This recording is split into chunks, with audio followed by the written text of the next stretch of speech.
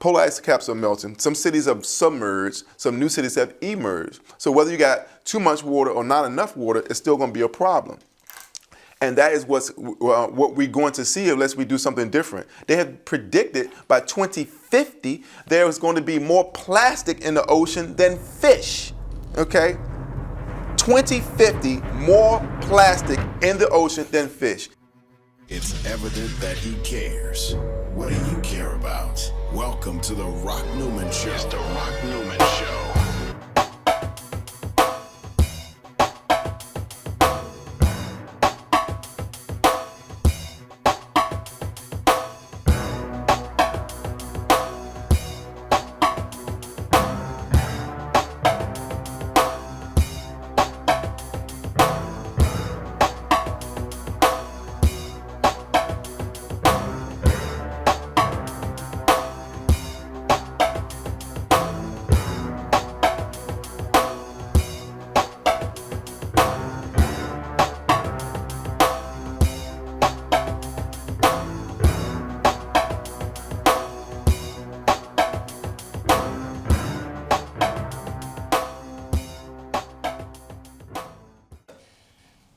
Hello, folks. Welcome once again to this segment of the Rock Newman Show 2.0. In case you all have forgotten from when I launched 2.0 back in the fall of 2022, I do this broadcast from 1918 Martin Luther King Avenue.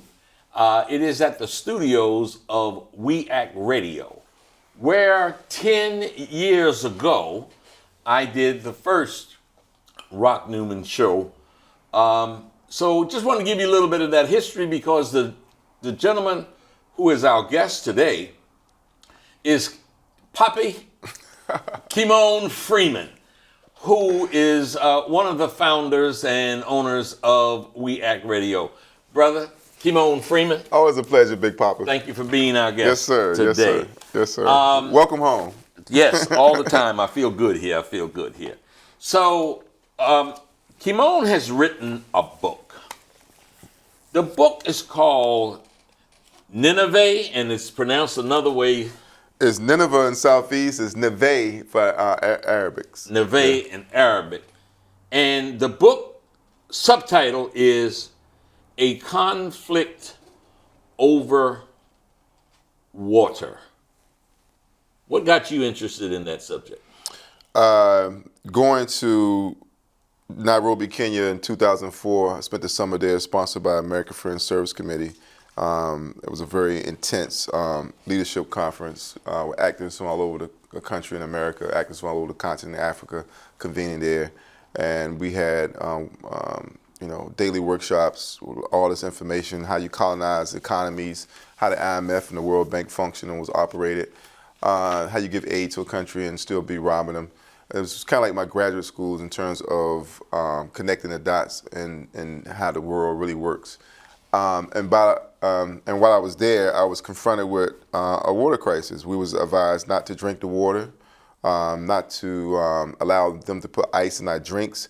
We had to brush our teeth with bottled water. We had to bathe with our mouths closed. It was like this whole thing. But the natives there was drinking this tainted water. Companies like Coca-Cola was consuming large quantities of available fresh water, and the poor people could afford to obtain untainted water. So they would give their infant children, babies, Coca-Cola in their baby bottles because it was safer for them to drink that than to drink the water. And the visual that burns into my brain is one of the largest imports to Africa, sub-Saharan Africa, is actual used clothing. And Goodwill, Salvation Army, they sell that. That's not given free. It might be pennies on a pound, but it's still sold. And what that does is that serves to further basically destabilize a country, because when you're selling pennies on a pound, that's the Amazon, that's the Walmart business model. Poor people are going to buy the cheapest product. And so that puts the domestic textile industry out of business, creating more unemployment, more despair, and more poverty. So that is why I saw a child with a get rich or die trying t-shirt on with no pants getting water out of a dirty stream with a goat a few yards away drinking out of it. And that stuck with me. And so when I came back to the States, and I saw how people would just freely discard water, throw away water, half-empty bottles, water in their lawns, washing cars, and people, 25,000 people in Asia, Africa, Latin America die every single day because they don't have access to clean water. That is what introduced me to this crisis. Very interesting, man. That's a very interesting connection. You dedicate the book, you say, to all the children we have lost, and to Damu Smith, architect of the environmental justice movement. Yes, Damu Smith was the first activist that made it clear that this was environmental racism.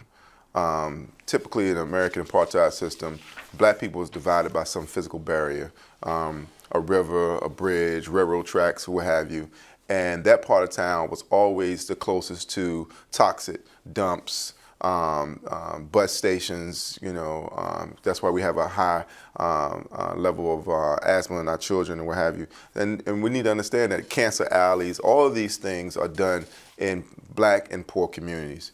And the influential areas is not. In case in point, during the Obama administration, when they had the Standing Rock pipeline protests, these Native Americans was basically fighting to protect their water.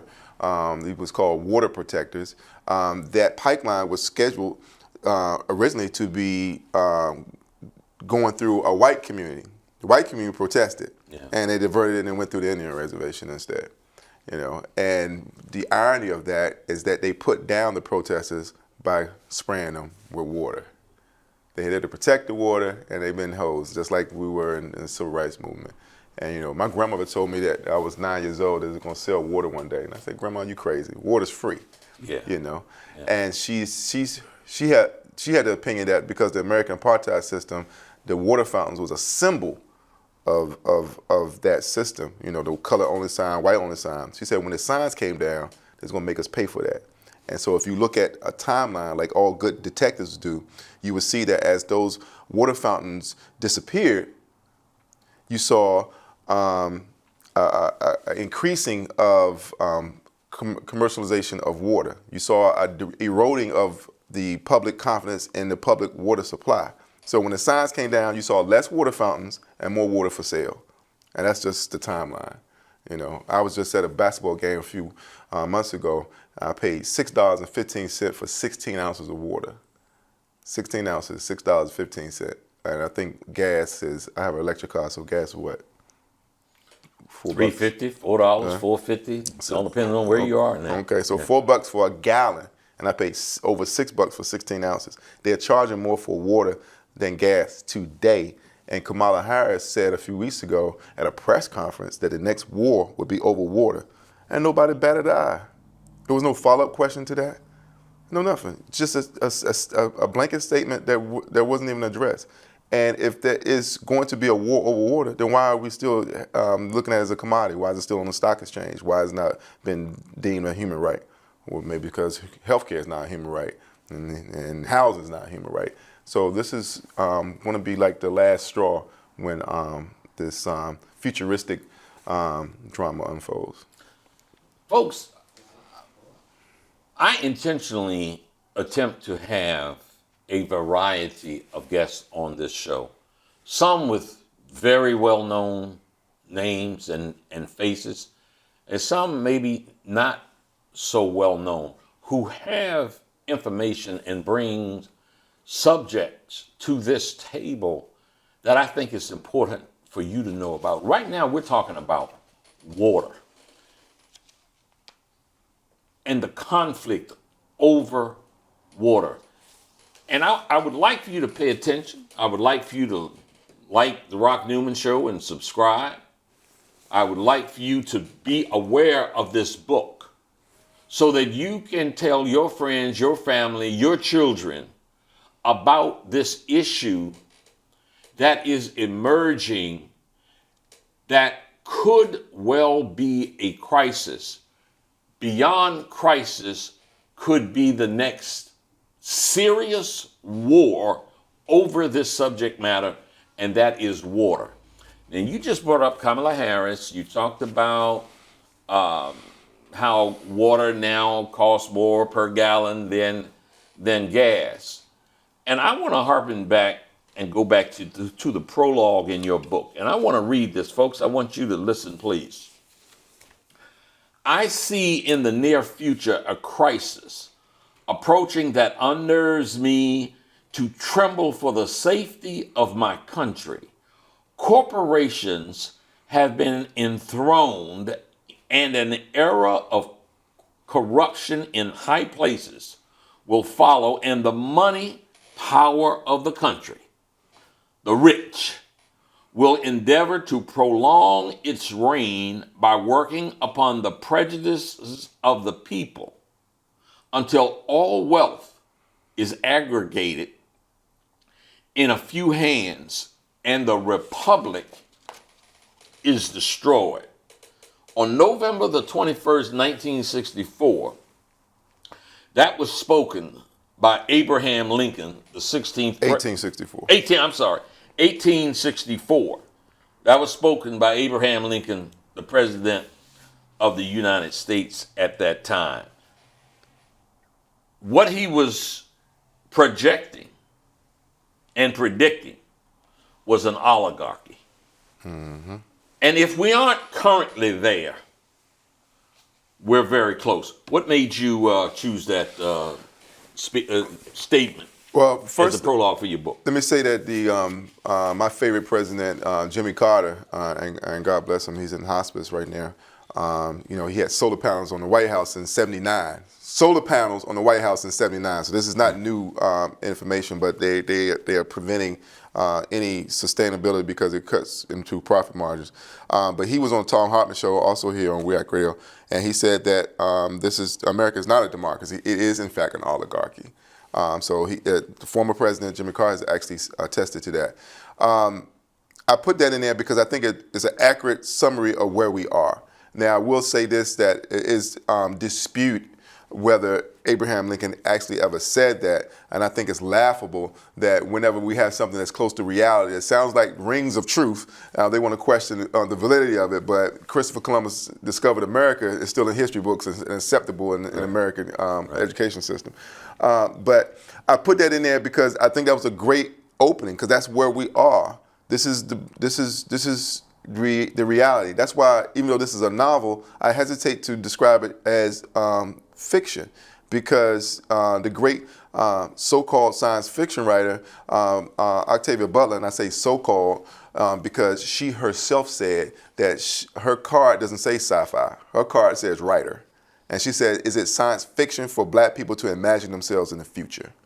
And I don't think so. So if we're actually having a conversation about the future and what it looks like, I don't think that's necessarily fictitious. It's just like I don't think it's fictitious what he said. Now, whether he said it or not is actually beside the point. What is attributed to him saying sounds as accurate to reality in describing where we are today as possible. That reminds me of the Willie Lynch letter. And did Willie Lynch write the letter? Who the hell cares? That's not the point. Who the hell cares? The message through the Willie Lynch letter is oh so prevalent back then and right now. Mm-hmm. Yeah. Tell us more about. Tell us this. When you wrote this book and you were sitting, going through the pages, writing out the words, what was it that you most hoped your reader would get from? I really hoped that they would get upset. I really hope that they would get mad and angry. The reason I say that is because Malcolm X said that when you're sad, you don't typically do anything. But when you get angry, you get upset, you're motivated to do something. And I know if I was able to get them upset, then it would spark some action. But I think I told a captivating story, a cautionary tale, if you will. I think it's entertaining. I think that I have Marvel-like characters that brought the truth to light, because the reality is that facts are not good enough to motivate people. You have to tell a better story. If I say 25,000 people die every day in Africa, Asia, Latin America simply because they don't have access to clean water, you might forget those numbers. But if I told you about the kid with the Get Rich Die Trying t-shirt on, you might remember that. And the goat drinking out of the same stream, you might remember that. Or a baby drinking Coca-Cola out of a baby bottle. So I told a story because, we have to be able to alter the stories that's been told. His story has been told by victors. And, one of the things that the tenements that WEACT Radio was built upon, and you know this well, is that until lions have their own historians, the tales of the hunt will continue to glorify the hunter. So I'm here to tell the lion story, a better story, a story of resistance. So it's not just a defeatist mindset, because you can resist the system. You can overcome the system, but we cannot do it with the tools that the master has provided us. We have to create our own tools, and we have to break the rules and create our own rules. And I think I created a world where we saw resistance creating their own rules. The second chapter of your book is called Resistance. Tell us about that. Yeah. So, folks, we want you to get the book. I mean, please, NinevehNovel.com. Kymone is so kind to come in and talk about this and articulate much of what the book contains. Much, not hardly all. I'm just flat out encouraging you to get this fascinating document that I've gone through and through. Do you know who is reading this book right now as we speak? Tell me who. Dr. Angela Davis. Which camera I'm looking at? Dr. Right there. Angela Davis is reading this book. So obviously this is something that should be on your radar. And I hope that it eventually becomes banned in the state of Florida. So join the long list of banned books by incredible authors. But the resistance, because basically water has been priced beyond affordability of the masses, forcing them to collect rainwater. Rainwater constitutes the new contraband, which is highly illegal. And so, as the old folks would say— Hold on, stop there. Explain that for me. Yeah, if we got to understand that capitalism works like this. The greater the demand, the higher the price. Yeah. Okay? So we've seen, if anything, the pandemic taught us, first is how quickly things can change. Secondly, how they will price gouge, if possible, as much as possible. And so if water has become a rare, valuable commodity, they will raise the prices of it to the highest bidder. And if you can't afford it, then you don't get to live. It's simple as that. It's 3 days, 72 hours is how long you can go without water. 72 hours, and you're gonna have a health crisis. All right. So capitalism is, exploitation of resources. So once the water has been priced beyond affordability of the masses, because we've seen where polar ice caps are melting, some cities have submerged, some new cities have emerged. So whether you got too much water or not enough water, it's still going to be a problem. And that is what we're going to see unless we do something different. They have predicted by 2050 there is going to be more plastic in the ocean than fish. Okay? 2050, more plastic in the ocean than fish. And whenever we have a water crisis, when we look at Flint, Michigan, when we look at Jackson, Mississippi. I just wrote those two names down because I want to talk about and some depleted oil wells in Arizona or elsewhere. We don't have to even go overseas for this because they're doing it right here in front of our faces. Look at Flint, Michigan, for example. No one talks about the fact that Flint, Michigan, and Detroit as well had a water crisis. They already had exorbitant water bills, some of the poor cities, so a lot of people got their waters cut off. And you know what happens when you get your water cut off? Child Protection Services will come take your kids when your water's off. So now you have water refugees right here, right now. But no one talks about the fact that Detroit and Flint are a short drive to the greatest fresh body of water in North America, the Great Lakes. So how can you possibly have a water crisis that close to this body of water unless there's corruption and robbery and theft? So Nestle, we know them for chocolate, but they actually number one moneymaker is water.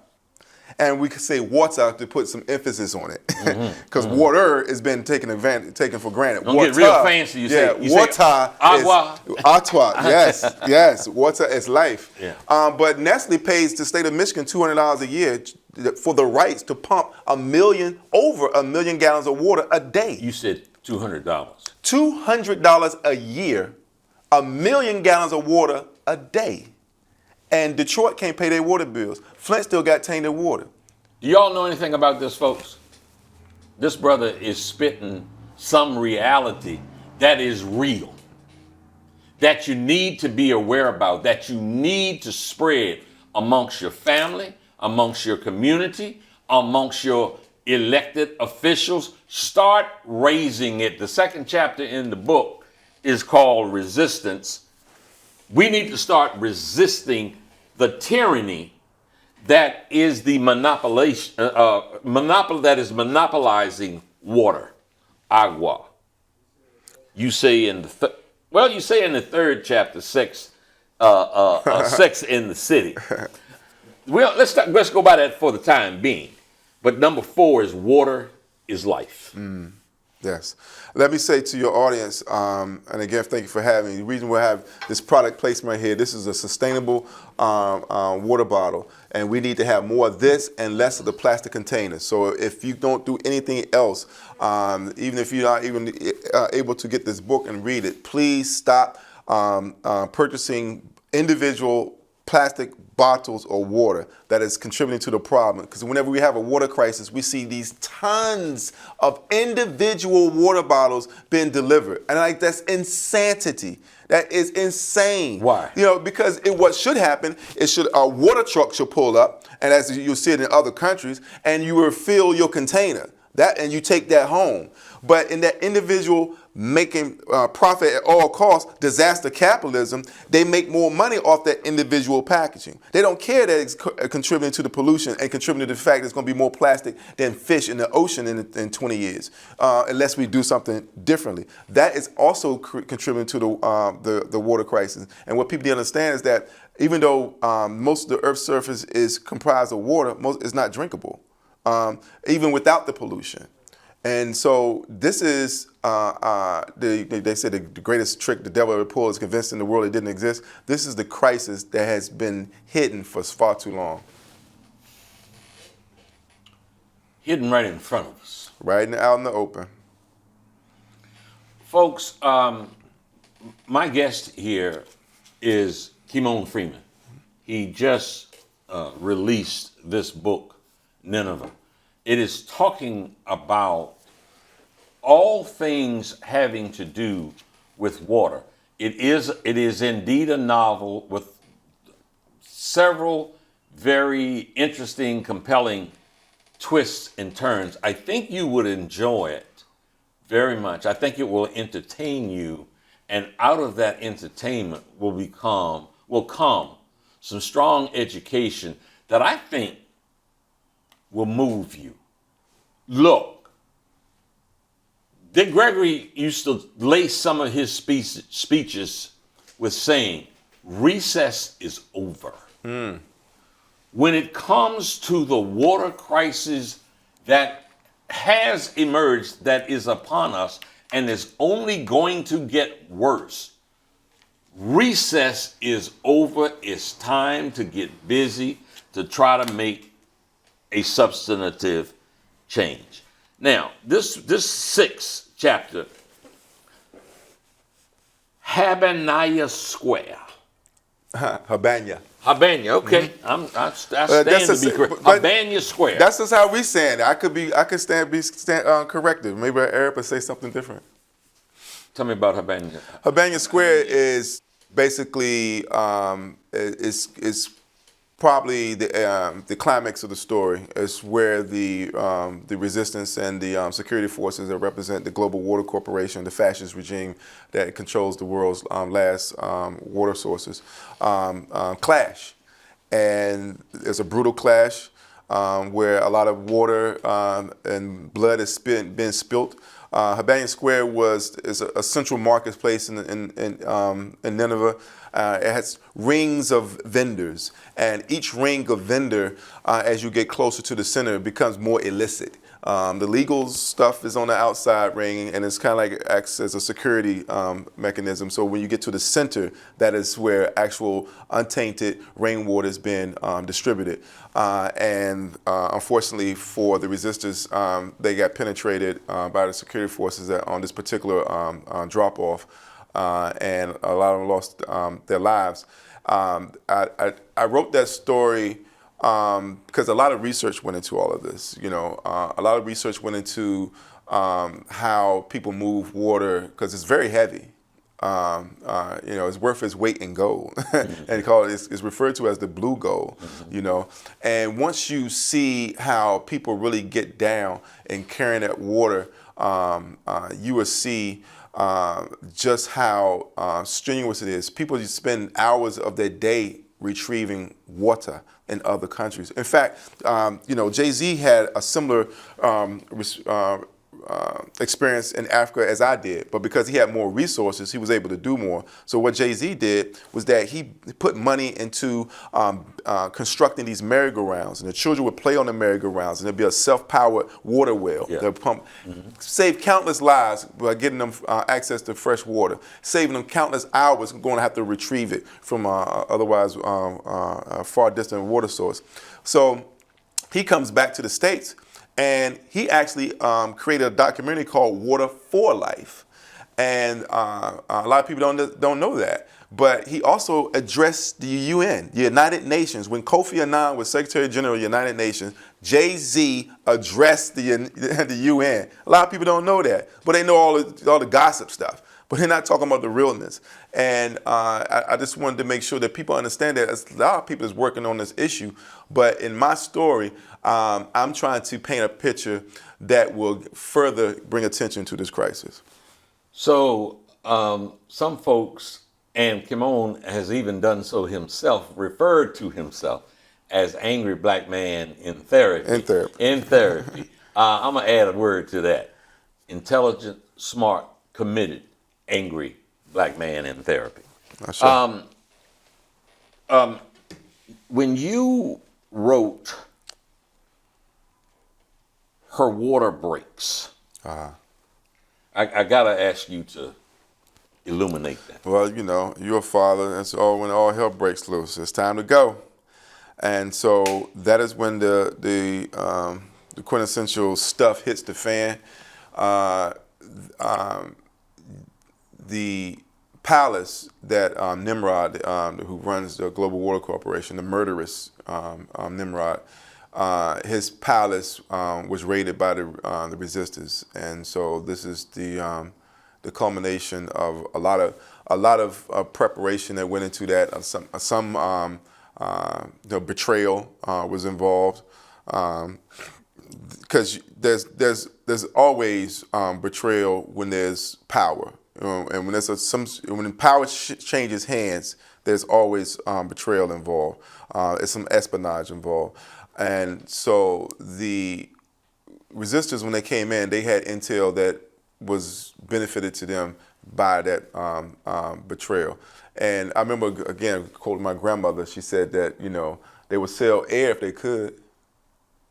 And so that plays, I don't want to give everything away, but that plays a real serious factor in the betrayal when her water breaks. And the double entendre is that, first of all, the protagonist is a woman, because I feel that, patriarchy is part of the white supremacist institution that's been a dominant doctrine on the planet for far too long. And the antithesis of a white male dominated society would be a black woman with integrity dominated society. And we already know it by sheer nature. We say motherland, mother earth, mothership.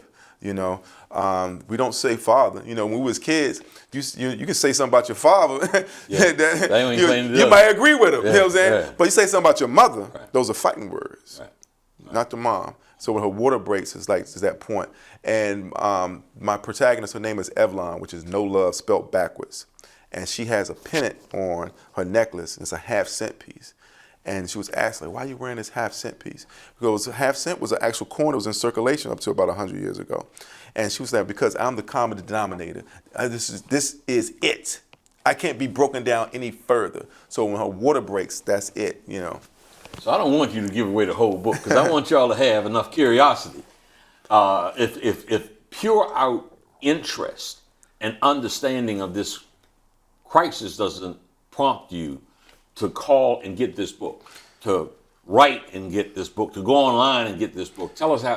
Yeah, we you do can it. get the. Well, I would urge them to first try independent bookstore, small bookstore, black-owned bookstore first in your neighborhood, and ask for that, because this can be ordered through their normal channels. It's available on every online media outlet that you normally find books. So I would discourage them to not use Walmart or Amazon as their first choice, please. But feel free. And also NinevehNovel.com, NINEVEH novel.com.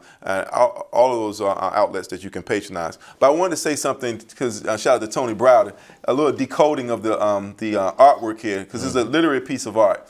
And so if you take a look at the cover, you'll see that it's the silhouette of a woman. And encased inside that silhouette is a dry riverbed. And then you see that she's surrounded by, obviously, a wet planet. And that's the conflict. And so the haves and the have-nots, if you will. But inside the dry riverbed, you see a tree seedling. That tree seedling is actually an oak tree, the mighty oak. And so that represents the resistance. That is, the rose that grew from concrete, if you will.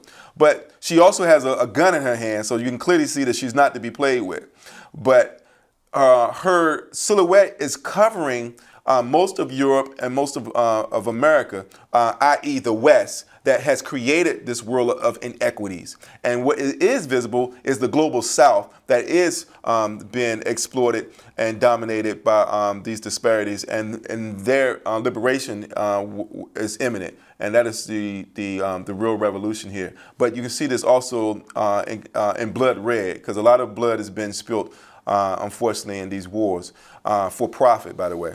And finally, she's looking at the world sideways. And in our culture, when black people say we're looking at you sideways, that means something's wrong. Mm-hmm. And that's what this is.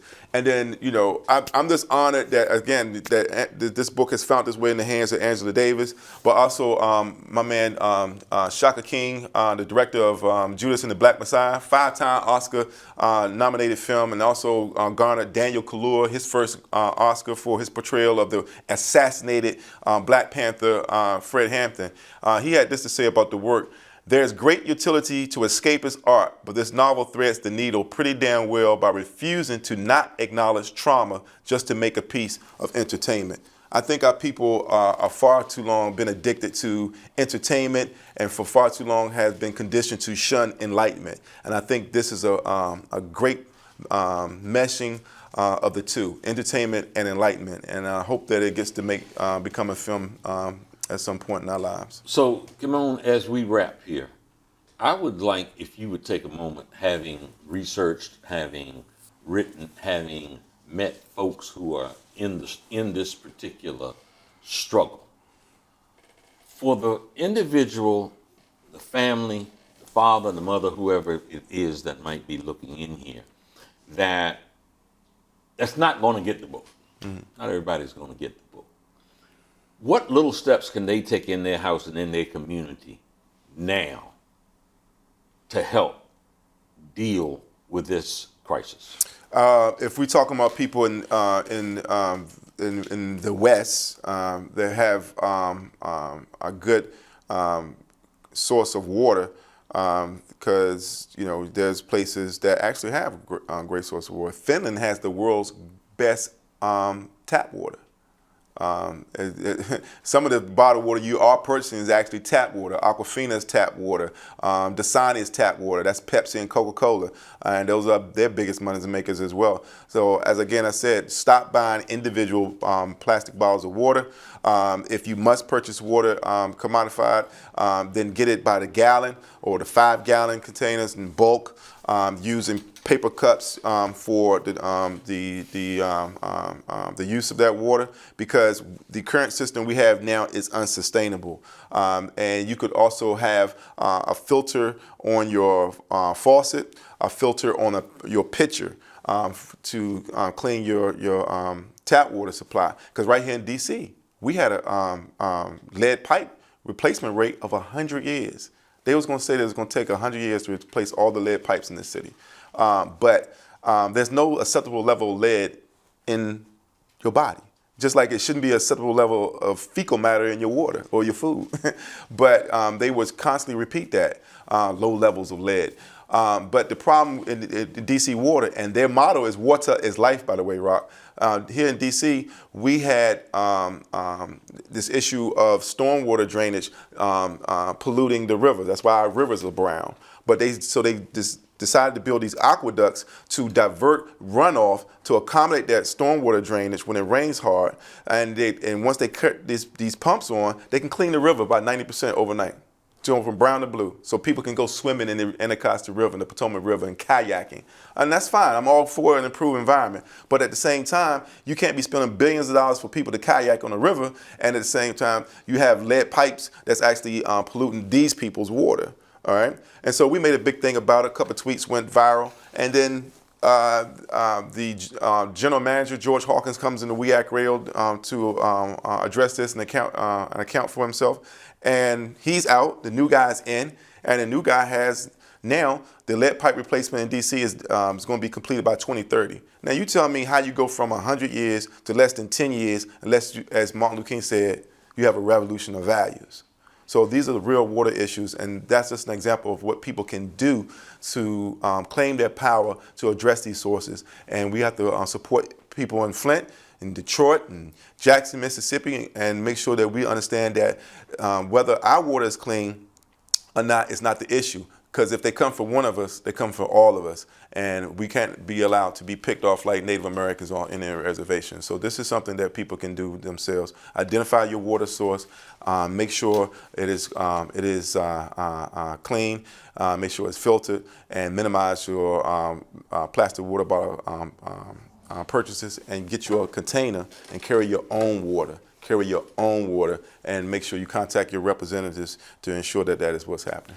Folks, I am not hardly about the business of having a guest come on and just flat out try to sell their book for the sake of trying to sell their book. I get approached by people all the time who have things to sell, but they don't have a message that I feel is worthy of your time and your attention and your money.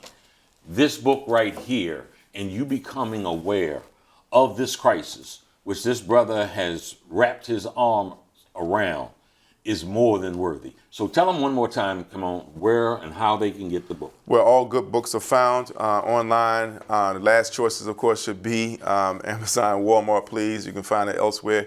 Bookshop.org is one of my favorites. And also NinevehNovel.com is our website. And again, please search out independent and black-owned bookstores. In Washington, D.C., it's currently on sale at all Busboys and Poets locations, Mahogany Books, and also Sankofa Video and Bookstore, which is my flagship location. I studied under the tutelage of Holly Garima, and that's who gave me my superpowers as a writer.